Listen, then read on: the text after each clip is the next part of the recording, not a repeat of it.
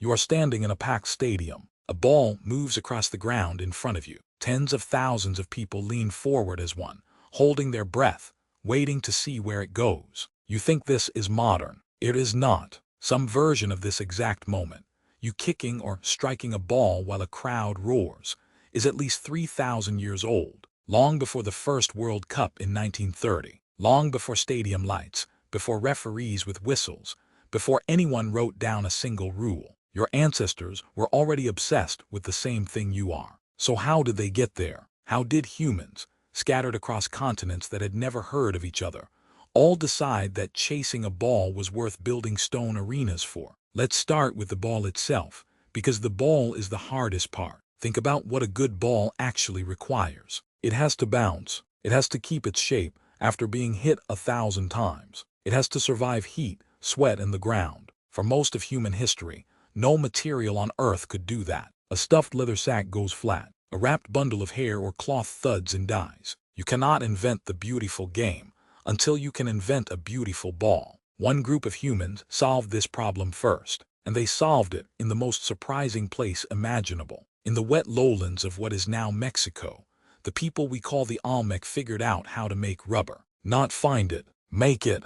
They tapped the sap of the Castilla elastica tree, a milky white latex, and mixed it with juice from a morning glory vine called Ipomoea alba. That second ingredient is the secret. The vine's juice contains sulfur compounds, and when you combine the two, the soft latex transforms into something springy, durable, and bouncy. Scientists today have a word for this chemical process. They call it vulcanization. The Olmec were doing a version of it roughly 3,500 years ago, more than 3 millennia before Charles Goodyear discovered it in the 1840s. How do we know this isn't a guess? Because we found the balls at a waterlogged site called El Manatí, near the Gulf Coast of Mexico.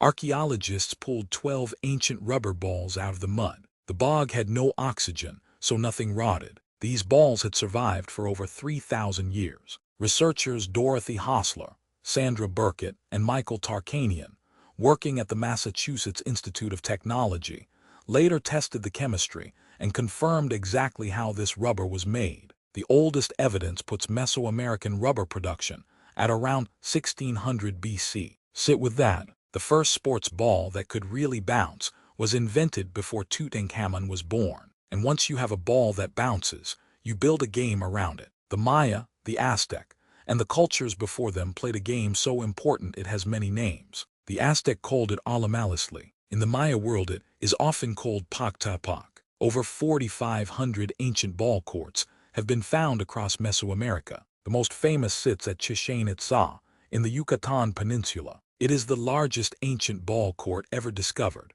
longer than a modern American football field, with stone walls towering on either side, and a small stone ring set high up on each wall. Picture yourself there. The court is hot. The stone glows. A heavy rubber ball, sometimes weighing several kilograms, comes hurtling toward you. And here is the strange part. In most versions of the game, you could not use your hands or your feet. You struck the ball with your hips, your thighs, your forearms. Players wore thick padding, because a ball that heavy moving that fast could break bones or kill you. This was not a casual kickabout. The game was woven into religion, politics, and myth. The Maya creation story, the Popol Vuh, tells of hero twins who play the ball game against the lords of the underworld. Winning and losing could carry the highest possible stakes, and some courts are linked to ritual sacrifice. But Mesoamerica was not the only place humans fell in love with the ball. On the other side of the planet, with no contact whatsoever,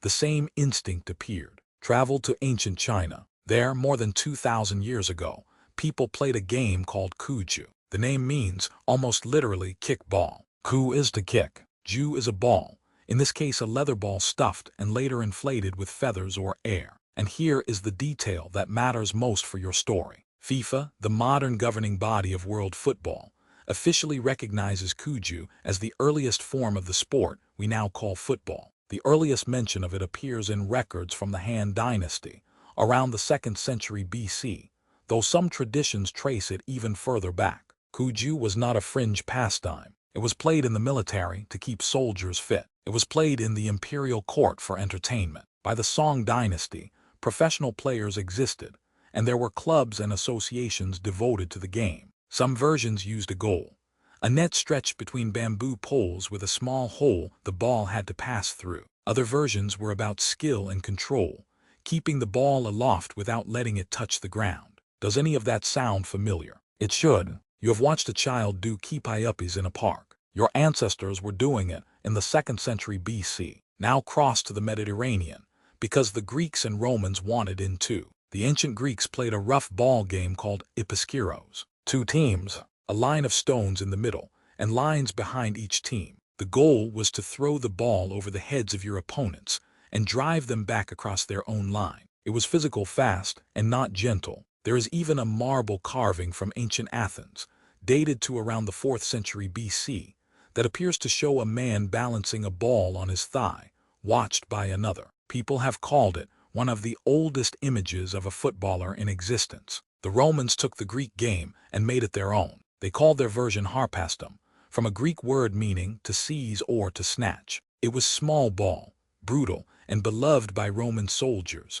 who likely carried it across the empire as they marched. A Roman physician you may have heard of, Galen, who treated gladiators in the 2nd century AD, actually wrote about ball games as exercise. He praised a game with a small ball for working the whole body and sharpening the mind. A doctor recommending ball sports 1800 years ago for your health. So step back and look at what you are seeing. Mesoamerica, China, Greece, Rome, 4 civilizations, separated by oceans and centuries, none of them talking to each other, all arriving at the same idea. Take a round object, make it move with your body, set up a goal or a boundary, gather a crowd, and here is the counterintuitive twist, the part that changes how you should think about football entirely. The World Cup did not invent this passion. It inherited it. We tend to imagine that organized sport is a product of the modern world, a thing that arrived with industry, stadiums, and television. But the archaeology says the opposite. The drive to play with a ball, to compete in teams, to build arenas, to make the game matter, is one of the most universal human behaviors we have ever found. It shows up wherever humans gather, almost like an instinct. The modern game did not create the hunger. It simply gave a 4,000-year-old hunger a trophy and a broadcast schedule. And that universality is the real clue. When unconnected cultures all stumble onto the same behavior, it usually means the behavior is tapping something deep in the human animal. Play is how young mammals learn to move, to read each other, to cooperate and compete safely. A ball is the perfect tool for that. It is unpredictable. It rewards skill. It turns strangers into a team in minutes. Your ancestors didn't need a rulebook to feel that pull. They felt it the same way you feel it when a loose ball rolls toward your feet, and without deciding to, you trap it. So the next time you watch the World Cup, watch what is actually happening underneath it. That roar when the ball hits the net. That ache when your team loses. The way an entire city's mood can rise